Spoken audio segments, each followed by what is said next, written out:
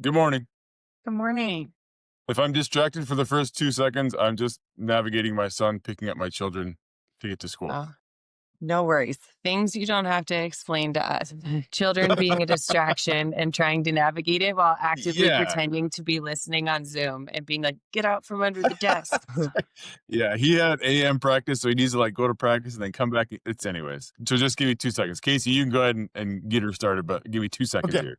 we'll get it going. Brian is usually distracted. Sometimes he's backing up his car, when we're doing interviews. So it's fine. So Katie, or Dr. Lohmiller, correct? And Katie's is great. it okay? And is it Haley Yes, or Halley? Haley. Yeah. Haley. Okay, I wanted to make sure I got that right. Yeah. Um, so first of all, just quickly how I came across the work that you guys do, and then we can get into our conversation. So Maya, and I'm not going to try to say her last name, and Dr. Perry wrote a book called Born for Love. And as I was looking a little more into that, I came across some of the work that you guys did with Dr. Perry, and it looked like an awesome opportunity to talk a little bit about what we can do to support students in schools and to support teachers in their effort to support students in schools, especially when it comes to social emotional stuff. And talking to the two of you, and you guys kind of boots on the ground, seems like the perfect conversation to have. If you guys want to start off with just sharing a little bit of the work you're doing, and then we can get into the conversation a little bit. Yeah. So, Haley can talk a little bit more as about her background as a teacher, but currently what we do, we both kind of came into this from different angles. We're sisters, so we always joked we'd work together once we liked each other and we were older. And I started in the public health side. Haley was in education, and we, kind of kept crossing paths. I always worked in that intersection between public health and education. And the phrase crossing paths is funny. We're incredibly codependent. We lived together. So, like, by crossing paths, she literally means like in the kitchen. And yes, it was mostly me coming home from teaching and like crying into my very cheap Trader Joe's wine and just being like, what's going on? But so we started working together, and right now what we do is we kind of, based on that pilot study you saw, we had, we really didn't want to reinvent the wheel, but we also had an amazing school staff that wanted to pilot something that might address what every training or, sort of initiative they were putting in wasn't currently getting at. And so, long story short, we brought in Dr. Perry's Neurosequential Model in education, which is amazing. It's amazing content base. And we worked with the staff to say, how do you want this to come in? And so we were able to have a lot of success with that. And then if you fast forward 10 years, we now are the directors of the educational side of Dr. Perry's work. So we train educators across the world in the neurosequential model in education. And then, on the day-to-day, do a lot of implementation support with schools and districts and organizations around how do you actually bring that in a sustainable way where it can, live and grow and create that change you want to see. That's such a great origin story. I gotta ask though, Katie, do you make your sister call you doctor, especially when you guys are It, having a disagreement? exclusively. I'm the shorter and older sister, and somehow the less doctory powerful sister. I'm always like, Katie, can we please call you Dr. Lohmiller right now to, like, put Well, some put some umph into the situation? And she's always like, no, don't say doctor. I'm like, fine. I'll you tell them guys I'm the said, though, doctor. there was a prerequisite to working together, and that was you had to like each other first. Is that something that you have to do to to work together? Because Not necessary, but our Good, parents would have good. argued So that our 9-year-old selves might not have been so thrilled about it. We can say the physical violence has subsided. Casey and I can't sit that close to each other because it won't go well. I love Okay, that. I do love that story, and I want to push into on it a little bit because Casey and I are big believers in origin stories, and that oftentimes it's what produces what we're doing and why we are passionate about what we're doing. And so, Haley, you said you came home crying, and and I think that many educators, when they hear that, they kind of might chuckle and smile but they also will empathize deeply with that because even currently, so I don't know how many years ago that was for you, currently teachers, I think, educators in general, principals, are coming home and at times maybe not physically crying, but feeling that exhaustion of like, what is going on? How in the world do I do this every day? And how do I see myself doing this for another 30 years? So Yeah. can you just talk briefly, the two of you, about what were you coming home frustrated with and what conversations did you have of like, we need to do something about it? Because I would assume then that your work isn't just with students. You probably have a pretty deep heart for the adults in the buildings and Yeah. wanting them to be able to not come home crying so often. So can you Mm. talk a little bit more about that? Yeah. I have to say I worked at the most amazing school. It wasn't the school and it certainly wasn't the students. All of those pieces were amazing. It was this sense that I received a ton of, training and professional development around my reading lessons and Scarborough's rope and the way that we learned to read. And I got de escalation trainings and behavior management trainings and social emotional curriculum. And I didn't feel like any of that was the reason that the way I said good morning to certain students was the trigger. And I didn't want to have to manage behavior and I didn't want to have to de escalate. And there were students who I could get into a place of regulation in my classroom. And then my greatest fear would be letting them transition to a different environment because then I Yeah. would get the note that's like, hey, little Katie's been restrained. She weighs 60 pounds. And it would be because someone was demanding she took a hoodie off, which was holding her to high expectations. But the hoodie was not the hoodie, right? The hoodie meant something much different with that specific student. So it was like, oh, shoot, I should have mentioned to someone like, not today, not the hoodie. And so I had this one particular grade band of students who was just showing up with a lot of external dysregulation and impact. And it wasn't necessarily my reading lessons, not to say they were the best, but I was like, there's something I'm not getting first and I don't understand what it is. And I feel like I'm failing my students. I feel like the ones who are having really challenging behavior, I'm only able to like recognize that once the challenge is very externalized. And I feel terrible about that because what a life to have to be de escalated all day. And I was losing really great teammates to literally any other career than education because of sort of that burnout. And our data was the data you'd expect, right? It was our young boys of color were being put and I was like, I know I'm not trying to do this, So it felt really, I don't know, Sisyphean, like I was rolling this boulder uphill and I couldn't figure out why it kept coming back down on top of me. And so, and I really didn't want to just manage behavior. I was like, there just has to be a way that kids don't feel like they have to communicate like this. And so through that, coming home and talking to Katie, and she was getting her doctorate at the time with a focus on adverse childhood experiences in the public health realm. And I hadn't gone through graduate school that long ago at this point in my teaching career. And she's like, this really sounds like the manifestations of toxic stress or just stress, not even toxic stress in the classroom. And that's when we sort of dug into Dr. Perry's work. And I thought, how is this not the single bucket of content I got in grad school? Of everything I learned, nothing has mattered as much as this, as much as understanding why inconsistency around breakfast for some of my students is too sort of stressful to move on from, but then I'm consequencing them for their stress response in that moment when I'm the one who set them up to feel that stress.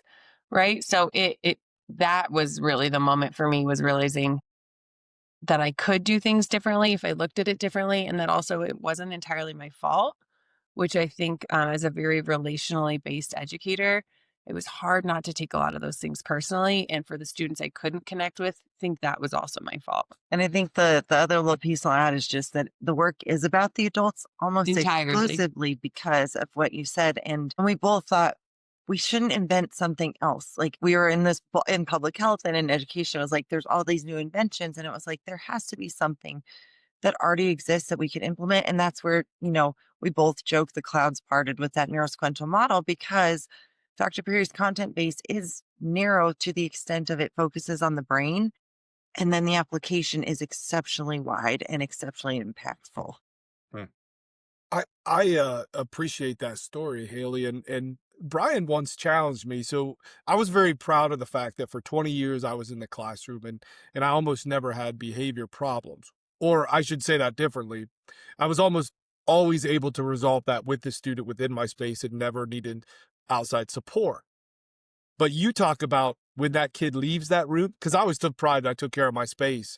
Yeah. But Brian pointed out, but yes, did those kids take those skills beyond that space? And the answer was no. And so I really wasn't as successful as I thought. And so I appreciate that you thought about that and you're like, I've got to do better, because I just never did that. And so thank you for sharing that very real story. Katie, you mentioned the neurosequential model. Can you Yes. give us a brief understanding of that? I want Gosh, to pause because Casey and I have a Midwest mumble, and he nailed that word. Well done, Casey. I love That is a that. minor miracle. That was amazing. I So love it. Wyoming is considered, if Wyoming's Midwest, what's No, I'm Colorado? from. How do We're we both. claim more Western? He's from Ohio. I'm from Oh. originally from Northwest Yeah, Indiana. we just said it. We just Okay. gravitated this way. So I, But yeah. So the neurosequential model is it originated. Dr. Perry, he's an amazing clinician, and he was focused in the therapeutic realm and the medical realm. And really, it's an approach that says when we understand how the brain develops and functions, we're able to then apply that to how we plan, how we operate, how we function, how we support others. And so really what it focuses on is the brain and how it responds to challenge or stress, and both for the good and the bad, or not the bad, the negative.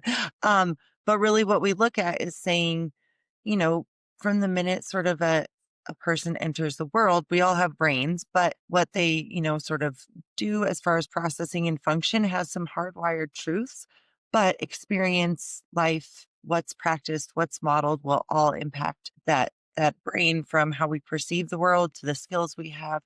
And so he really anchored that model in that sequential piece, saying, you have to crawl before you walk and walk before you run. And that's exactly what the brain does as well. You may have heard regulate, relate, reason. And that's really that sequence that the brain has to go through to get to, from sort of bottom to top. So from our lower brain, which is that more survival, early developed or organized brain, all the way up to the top where we're much more cognitive and cortical. But he would present at therapeutic conferences, and inevitably there would be someone who worked in both therapy and education, or caregivers and parents. And they'd be like, hey, excuse me, this is awesome. You do this twice a month in therapy. What about those of us who are doing this 24 hours a day or 8 hours a day from 8 a.m. to 3 p.m.? This is what we need. So, Casey, when you say for 20 years you have that classroom, right? We know that classroom. What Dr. Perry's work would do is explain why you are the magical educator you were. So for a lot of educators, this is not new. This is the language for why they have that teacher magic. For why they, we always joked at our school, like, don't be good at behavior management. You're going to get the harder class every single year. Your deck is just going to start getting stacked. And that's true, right? And for some teachers, eventually that leads to burnout. For others, it works, but it's the science behind teacher magic and the safety you created in your classroom that says, don't go observe Casey and try to be like him, right? I have a feeling there's some flavor to your classroom that other people are not going to, we're not going to put on a fake mustache and have a classroom like Mr. Schurtz. But what we are going to do is we're going to look at what we call like Dr. Perry's 6 R's. And we're going to say, how does he use rhythm? How is he relational, right? Don't tell his jokes, but use humor. Because I bet your classroom is really tricky to have substitutes in, right? Other than like the fear of, if I get that letter, you guys, for me, it was always like kickball Friday is gone if I get that letter, right? So, but then what I started to do was think like, I have to make a space that's safe without me as this human anchor, that there's other anchors. So every time there's a sub, it's not like we're going to burn this mother down, right? So, yeah. Can I clarify a couple things? First, that might be the favorite line I've heard in the 4 years of Shirts and Ties. That was fantastic. Haley might put on a fake mustache too. I really would try it. I will affirm that so we did work in the same building for about 2 years, and he is the best teacher I've ever been around. It's a sincere praise to him. And when he says that he was able to control issues in his class, it was great. And you did see an uptick of mustaches in the building, kids and everybody. They just wanted to be like Mr. Schurtz. Did that cause you pain to say? Did that hurt to say that out loud? It's not true. I was thinking you should just make a mini, get yourself a mini clip of that. Play it to him. I'm going to post that right away. I have 2 clarifying questions. One's going to be a little bit further back. Haley, when you were just kind of giving your guys' origin story, you said the difference between, I wrote it down. Oh, stress versus toxic stress. So I would like to know the difference between those two. And then Dr. Katie, you said something like regulate, relate, and reason. And I'd like to kind of dig into that a little bit. So if you guys can help maybe parse those out for me really quick, that would be helpful. Well, So when I think the neurosequential model first finds itself with a lot of schools or our work, and we used to, I mean, trauma informed is the language we used to always use. In Colorado, trauma informed has become an incredibly co opted term. It can mean you use Himalayan salt crystals or you're using less duct tape, right? We can qualify it all as trauma informed at this point. And what we've realized is this content, it's just about the brain, right? So it made my small group reading better. We're big sports people. So if you're going to coach an athletics team, this is going to be phenomenal to get the most out of your athletes because it's just about how the brain and the body, which we don't separate, right? The brain is part of the body, how they respond to stress. And stress is good. That's one thing we're very cautious to do in our work is to not vilify stress because stress is one of the most important things we do as educators. We are constantly stressing those little brains and bodies out, Or the big ones. or the big ones, right? Mostly the big ones at this point in my life. And the important thing about stress and what we focus on our work is the pattern and the dose. So even if you know something you don't like is going to happen, if it's predictable, it's not quite as stressful as if you don't know when it's going to happen and you're waiting for that other shoe to fall, right? It's why we schedule the dentist 6 months out so we know when to call and reschedule it for another 6 months away. And that's because it's creating predictability around stress. The reason we don't dig into toxic stress as much in our work is because educators are not clinicians. And so a big piece of educator burnout oftentimes is carrying stories.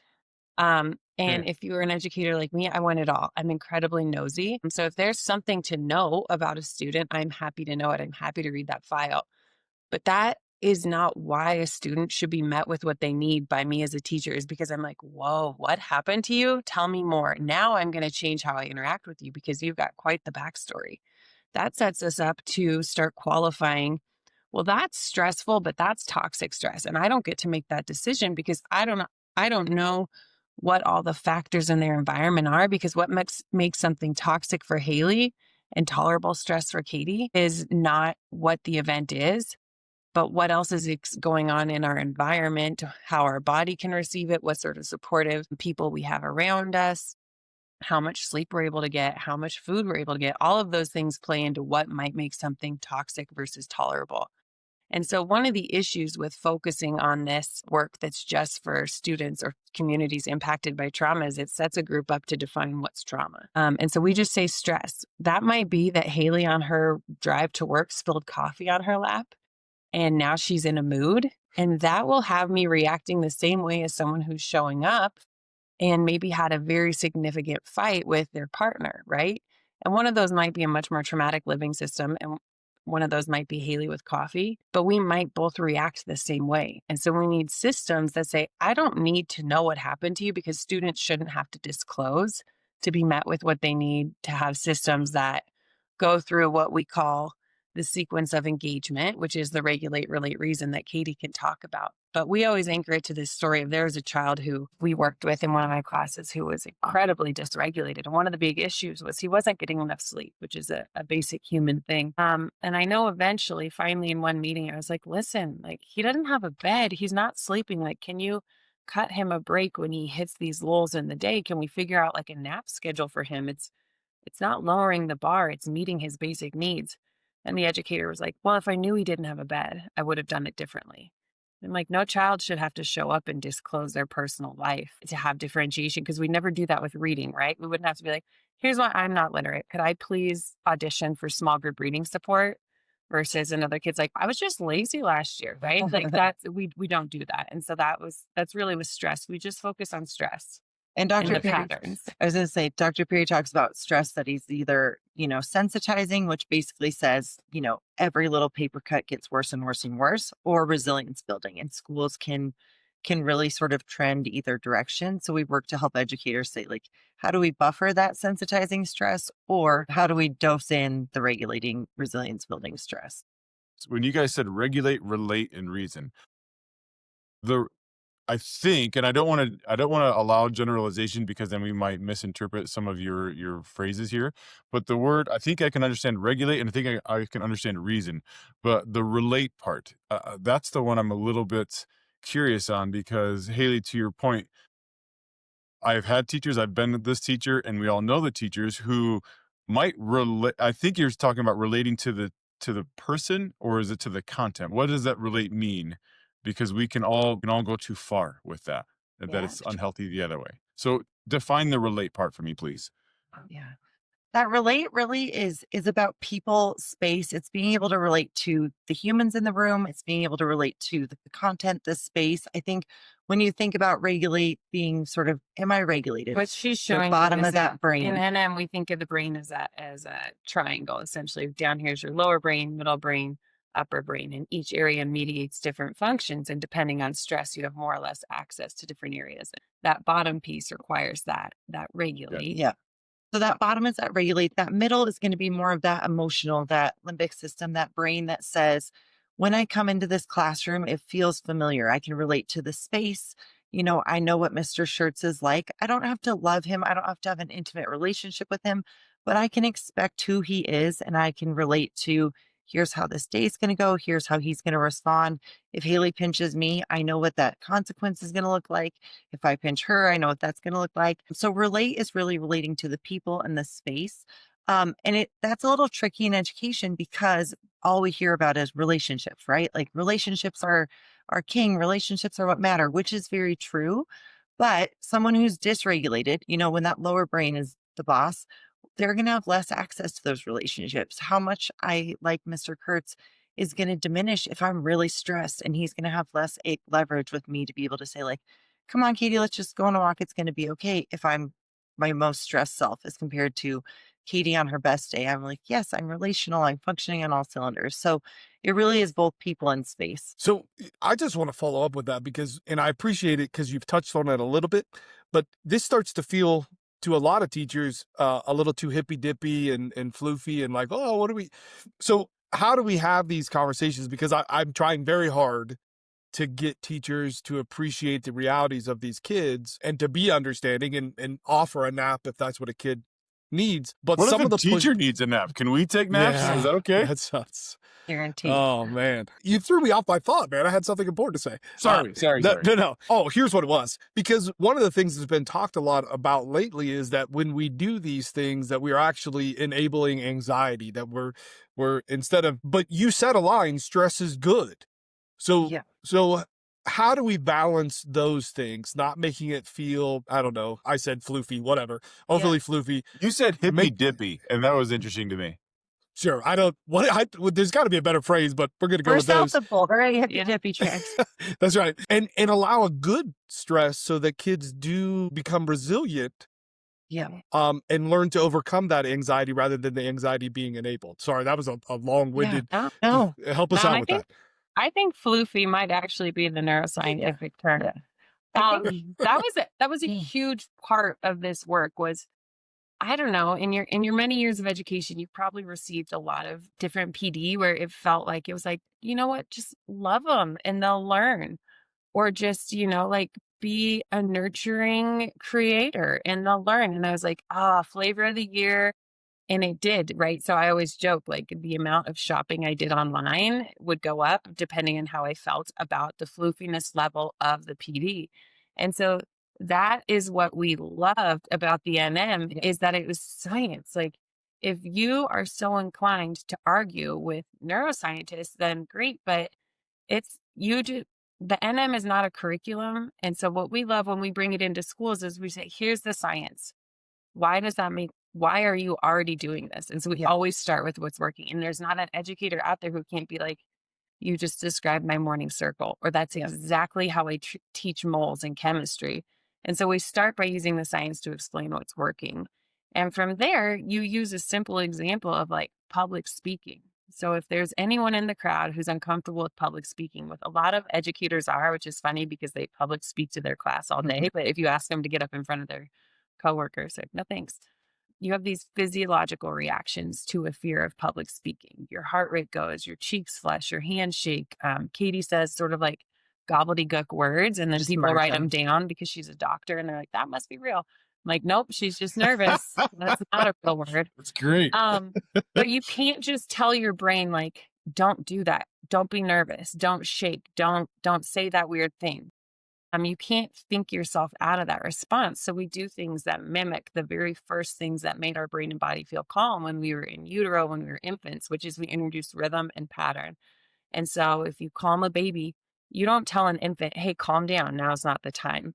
They don't listen, right? You do things like pat their bottom, you rock them, right? I have a 3-year-old. And so I'm always rocking when I present because we're still in the rocking phase. If you have like a lullaby you sing, you do this rhythmic pattern, repetitive, or you rhythmically meet their needs, right? You're on a nap schedule, you're on a feeding That's what I do schedule. for Brian right before we do a Good. Oh my presentation. gosh. For I me I hold do it him for and Katie. pat him Good. because, Yeah. Yep. You burp him a little. Katie and I, we like have back and forth snacks. Like if she starts to go, I'm like, where's She like needs- my backup stash of candy corn, no matter what month of the year it is. True. Hager though, that's like Yeah. such a good example. And so if you talk to any educator about like that sort of that feeling, they're like, well, I go on a walk, I take a few breaths, I talk to a coworker, I eat a snack. They get it. They get that they have to do something different to calm their brain and body down so they're able to public speak at a high level. But I think And so I think Yeah. just we connect that. We're like, don't just let them sleep because they're tired, but just in the same way you wouldn't take away reading intervention because you're like, well, they should have learned to read by 5th grade. I'm not going to meet them where they're at. You're like, absolutely, you are. That's exactly how we teach reading. We meet them where they're at and we build them up. We do it the same with those developmental skills. But we love consequences. That's the one thing that sometimes gets lost and turned into this more like kumbaya is like, oh, that kid's had stress. Let them color in the corner. The kid doesn't want that. We don't want that. Consequences are one of the safest, most regulating things we can offer kids is to know these are my bumpers. They're predictable. I might not even like them, but they're natural and they're predictable. And that's going to make me feel safe. And I'll just add one little thing that I think helps make it, not hippy dippy is that it is because it's based in the science, but you're also not just giving teachers a list and saying you have to put in a cozy corner, you need a fidget, you need this and that. Because without the grounding and the understanding, while it is a little more frustrating, people want the checklist. It's the understanding that lets them know I hate yoga balls in my classroom, or I love them, or I do walks, or I don't, whatever that looks like. But I think we see the list mentality really throw people because they're like, I don't like that. I don't like that. I don't I like get a that. teacher one day who's like, so you're saying I I've have done to that go- one and it doesn't work. And so therefore the whole thing is thrown Yeah. out. Yes. And we're like, no, if you don't like aromatherapy, don't do it. But if it works for you and you can introduce it in a way that follows this sequence of engagement, then do it. But people can't just tell teachers what to do. So I interrupted the conversation about rhythm and pattern by jokingly saying I cradle Brian like a baby, but I want to get back to that a little bit. In part, when you say rhythm and pattern, is that about the processes and procedures that students can consistently count on, and so there's a rhythm to the way that you do your work? Is that what we mean by that?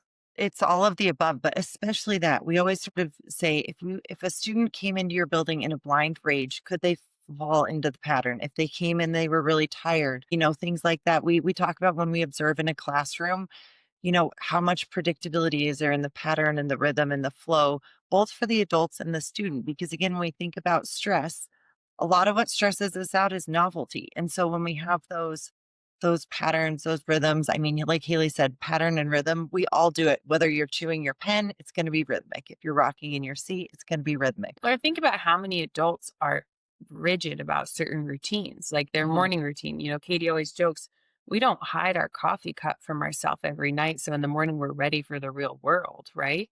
But we do this with students where we're like, I'm not going to tell them where I put the pencils. One, because I don't actually know. I was sharpening them as I left the classroom.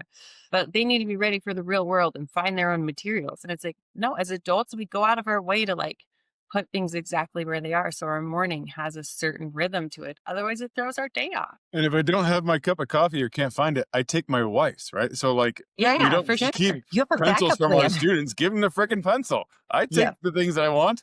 Yeah. Okay. Really quick, a couple things. My gosh, I feel like I don't want Casey here, so I can just ask questions. But him out. you guys are just saying so many things that are just highly intriguing to me. And I can see why this is so attractive in education, not only because it makes sense of things. Like I love when you say we find what works and we connect it to the science. And so it just affirms teachers. And I think that teachers love that affirmation that what I've been doing and why it's working. Now I have a reason for it. I have an explanation for it, but also fill in some of these gaps where it's not working perfectly. Yeah. But you said a couple things. You guys said we love consequences. And Yeah. I'll be transparent. When you said that, I related it more to how Casey and I oftentimes view consequences is that teachers love consequences because they want to see the children or the child punished because it makes them feel Mm. better, right? But you said it in a very true way in that you love consequences. That's part of the rhythm of the classroom, the safety of the classroom. Casey and I, we don't love that.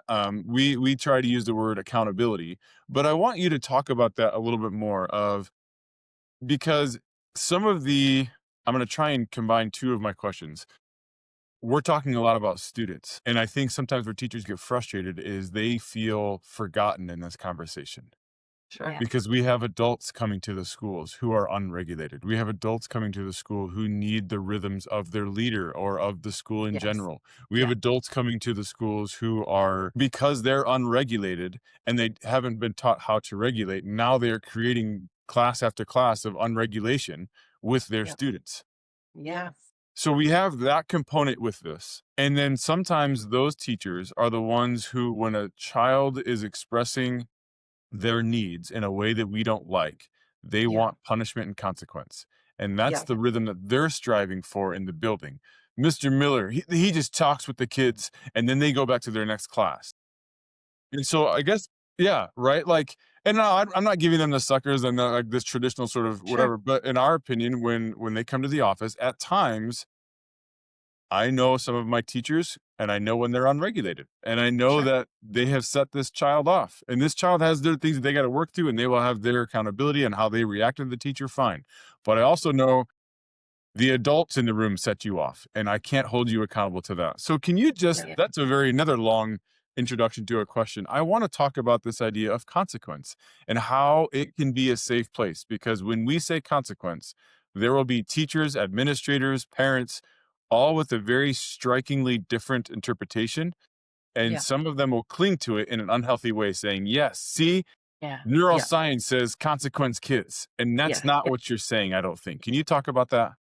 Well, I think when we think about consequence, it's almost just response to behavior, right? So if you show me, if you walk in and your shoe's untied, I would say, oh, the response to this moment is I need to tie your shoe. And so accountability, I think, is wonderful, but that does put it on the child. And sometimes when we think about behavior, we think it can come from both sides, right? So if I'm showing you I'm struggling with this activity, the consequence to that is that you will offer me more support so I can do the activity. If I make a bad choice, the consequence is that maybe I go calm down first with Mr. Miller. So I have to go on a walk with him. But then I come back to the classroom and I repair the damage I've done. If I colored on the wall, then I sit with my teacher and we wipe the wall off together, which is patterned and rhythmic and repetitive and shows me that she still loves me and thinks I'm a good kid, but that we don't color on the walls. And so I think when we think about consequences, we're really saying if something happens, is demonstrated, is shown, there will be a response that's going to lead to skill building, to There it is. regulation, and to connection. And I think, when you say sometimes people want that, we want that, and I'm a parent, so I will argue I do this more than I should, where I'm like, I just want you to do that because it makes me mad. And now I want you to feel my wrath, but when we think about this brain-based work, we often say, when we're regulated as adults, if we can't answer the question of why are we doing this and land on skill building, regulation, or connection, then why are we doing it? Because that punishment of just do it because it makes me as the adult feel better. Again, when we're dysregulated, we're more emotional. We're our middle school selves. Instead of Haley eating pencils because she's a fifth grader, we're like, she's eating my pencils. Haley always talks about suddenly her internal dialogue went to they're ruining my class instead of they're being silly. And so I think when we think about those consequences, we're saying, if you demonstrate a behavior, we're going to respond to it in a way that's going to say, we keep people safe, we meet expectations, but we're going to offer you the right supports and scaffolds to do so. And also, I'd say this work is very much outside of behavior. Like I said, this greatly shifted how I planned lessons. In your school, Principal Miller, what are the consequences for reading below grade level? For reading from what? Reading below grade level. So Yeah, your you fifth have graders, supports. We intervene in all the different ways in which it works best for you. Yeah. 100%. So the adults, the consequence of reading below grade level is that the adults shift their practice for the student. Then we ask them to take accountability of like, hey, you're in small group reading. This is your chance to get better. But there are natural consequences to reading below grade level. But the natural consequence is rarely, here's a 5th grade book, read it on grade level, and I'm going to start a timer. And for every minute you're not reading on grade level, I'm taking that out of your recess. But that is a very natural consequence to a child who struggles with the self-regulation to stand in line with their peers. So in one scenario, because it's academic, we're going to decrease shame and increase support. And in that, for that very same child in a different scenario, we increase shame and we decrease support. We're going to take away recess so you have less opportunity to practice it. We're going to publicly set a timer and put pressure on you, which causes everyone to be worse, sort of in their regulation. And both of those are skill gaps. So when we talk about consequence, we say the natural consequence of having a skill gap is your support will look different so that you can get regulated enough to take accountability, because accountability is a very cortical cognitive thing. We don't take unconscious accountability when we're in survival mode. We have to cognitively be able to have empathy, forward thought, creativity, and step outside ourselves to be accountable for what we've done. So we have to have a lot of different consequences to get someone regulated and relational enough to do that. Casey, do you mind if I affirm 2 things and then you can ask a question? Sure, go ahead. Yeah.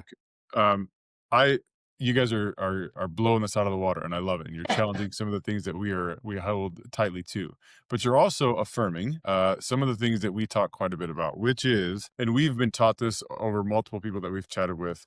If we as educators somehow, when a child has an academic fault or an academic need, we don't respond emotionally. But when they have a behavioral need, it's emotional and it's personal, and we Yeah. respond very, very differently. And so trying to shift, like, the needs are the same. Yeah. If they have a deficiency in reading, you guys have used that, and I've used it with my staff. If you have a child who can't spell, you don't yell at them and punish them.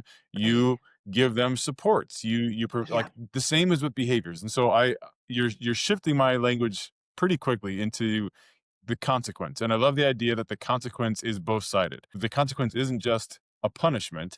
There's a consequence to your Yep. behavior. You're going to clean the wall, but I'm going to do it with you. And that's where I think I want to just affirm maybe some of the work that Casey and I have been trying, which we have the 6+1 types of engagement. And we've been trying to say that engagement provides you access to the content. And so anything that doesn't give you access to the content is either a distraction, manipulation, or entertainment. And I think the way you just described a consequence is it's giving them access to the learning or access to the behavior, right? You said that leads to a skill building or relationship building. And so your consequence, if it's not leading to skill building or relationship building, it's a punishment. And we don't just arbitrarily punish children or adults.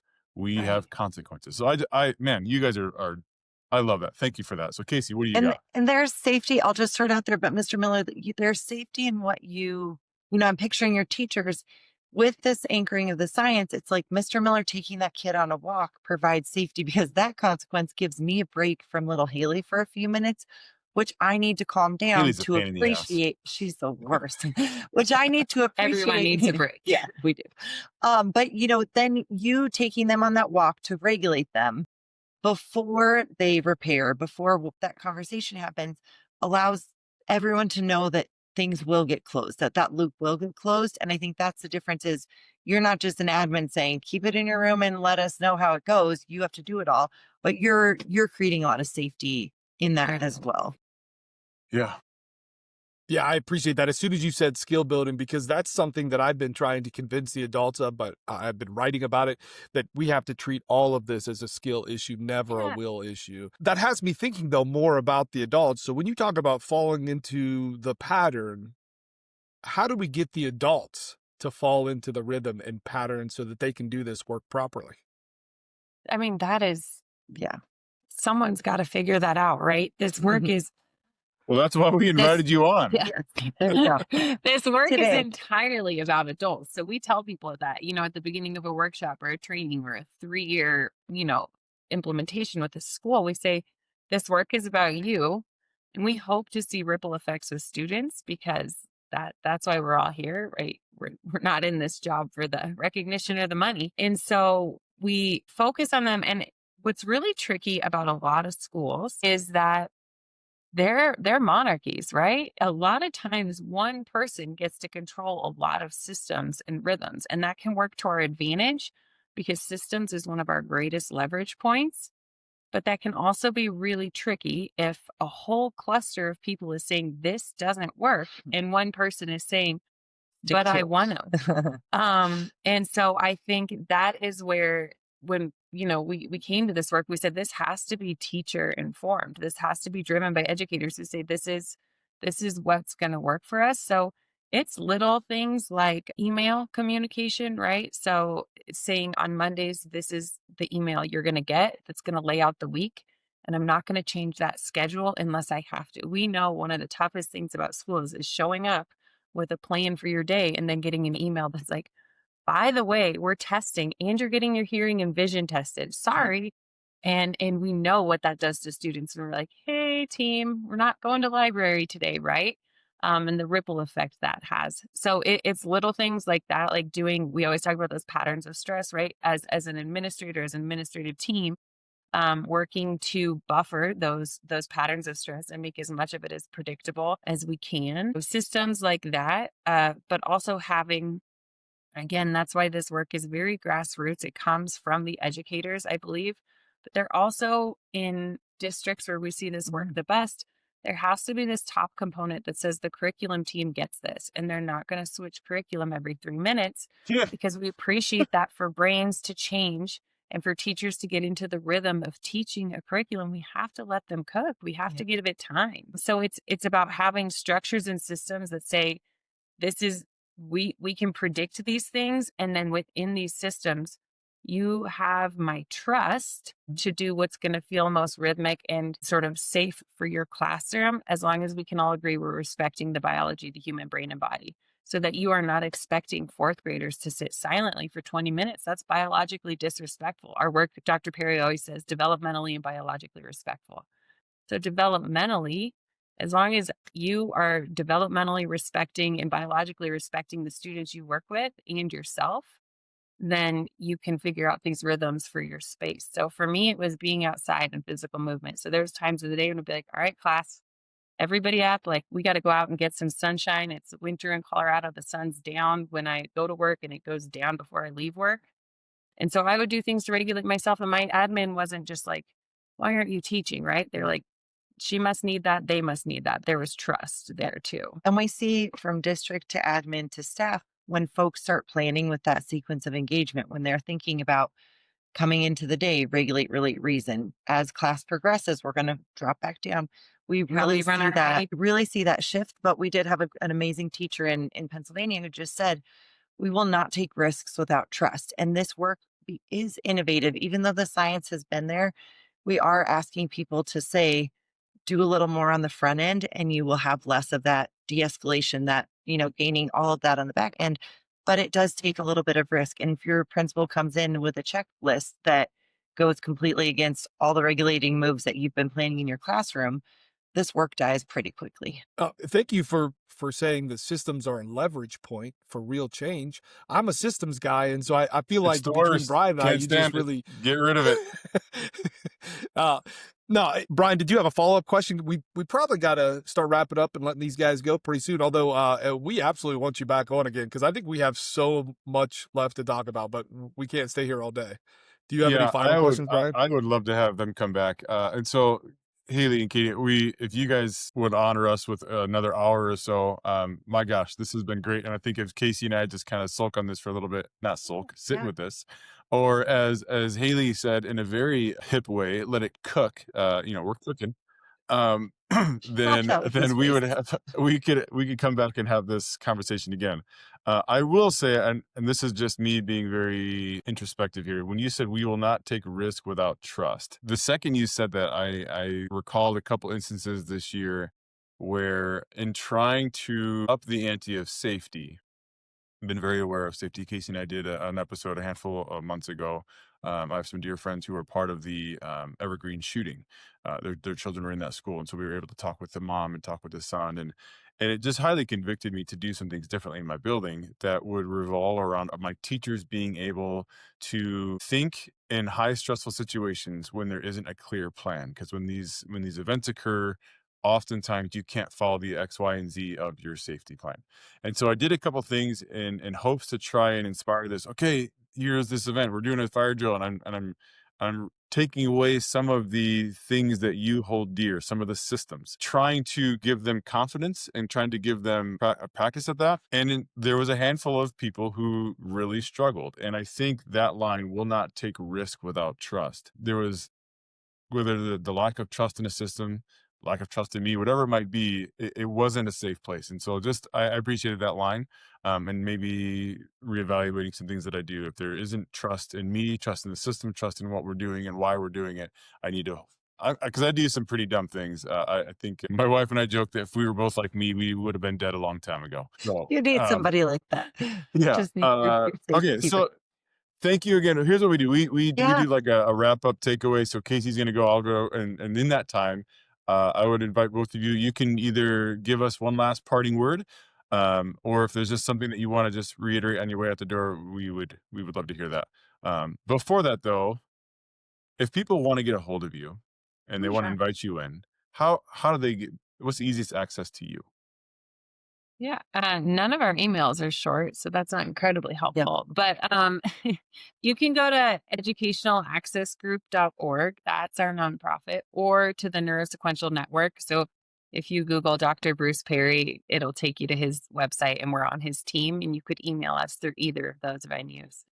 Okay. There's also a And- lot of great resources on that Neurosequential Yeah. Network website if folks are interested of just, what was Katie doing with her hands, or what were we talking about? Yeah. And we'll throw all that in the show notes as well, but also just want to make sure that people have access to you.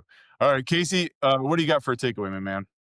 Man, I got pages of notes, but I'm going to go with this one because I think it's most useful to our teachers, and it's closely tied to something Brian and I say a lot, which is let teachers teach or always be teaching.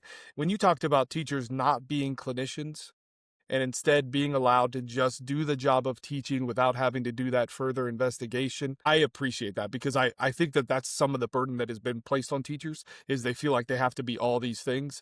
And like you said, I just want our teachers to teach. Let them be teachers. Yeah, if you don't mind, I'm going to just kind of highlight a couple things because I too have, when Casey speaks, I zone out. That's when I get my naps in. But when you guys speak, I have a lot written down. And there's just a couple things that I want to highlight. In the very beginning, Haley, you said, what a life to be de-escalated all day long. And that kind of struck me. Man, what a life that is for a lot of our students, that they have to go through de-escalating all day. No wonder they're exhausted. No wonder by the end of the day they can't make it through their 7th or 8th period because they are just exhausted. So that was a great empathetic statement for me. So thank you for that. I too picked up on this. We are not clinicians, but then you said we begin to quantify stress. And obviously, we're going to quantify it according to our understandings and our experiences. And I think all good intentions, but that can have some negative consequence to students when we begin to decide what is stressful and what is not stressful, and what deserves more attention and what deserves less attention. And I appreciated that as well. But where I'm going to land ultimately, because I have a PLC today and we are trying in our building to do a lot of tier 1 intervention work and do a lot of talking about engagement. And I think when you talk about consequences, I have been not negative towards it, but I've been avoidant of it. But I think if I can give that definition to the teachers of, as we continue to push, this is a tier 1 teacher issue. This is a classroom issue. You need to deal with this behavior. If I don't give them that language of the consequence that you provide must give them access to skill building or building a relationship. I have said before the opposite of that, which is you just can't give consequences. They can't just have detention and sitting in silence.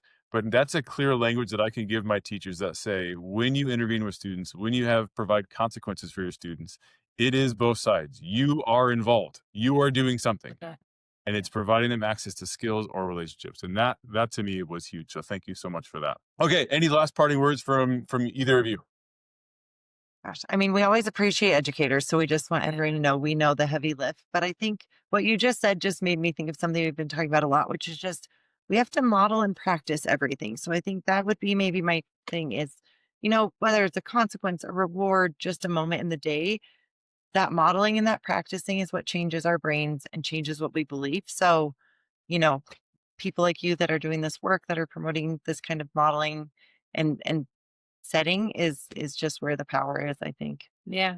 And I think this is one that Dr. Perry's wonderful about reminding us of is how it's simple. It's the micro moments. It's not these grandiose things or these once a week huge plans we have, which also add to that educator burnout. And teachers are the best. You know, a good teacher, truly not to be corny, but is life changing for a lot of youth. Yeah. But it's not this one thing they did. They might remember that one funny activity, but what's actually changing those brains and bodies are the micro moments, the smile, the use of the name, the remembering you're going duck hunting this weekend, right? Like it's these thousands of tiny micro moments. And I think we don't give ourselves enough credit for that. And so if there's anything I can ask teachers to do, because teachers are asked to do so much, it's just to acknowledge that in one school day, you offer thousands and thousands of tiny moments that let kids know they belong and they're safe, or other adults in your building, right? So we sell short greeting a child by name in the hallway, and we also sell short not greeting a child by name in the hallway. Yeah. And so just feeling, we're superheroes, right? Like it's a big deal. So just giving She's very ourselves humble. grace. We are. Teachers are amazing. You teach a kid to read, you decrease violence. I'm like, it's amazing. The students will tell you that, right? Like, Yeah. you're my favorite teacher. I'm starting to be like, why? I'm like, I don't know, you were. But it's because of those millions and thousands of micro moments that change the brain and body. It's not your prize box. Very cool. It's not the lunch bunch. It's the moments. Teachers don't give themselves enough credit for that. Thank you guys so much for coming on the show. Sure, We'll go be in touch. This was fantastic, and I know we'll have thousands of more questions. So Yeah. thank you guys so much.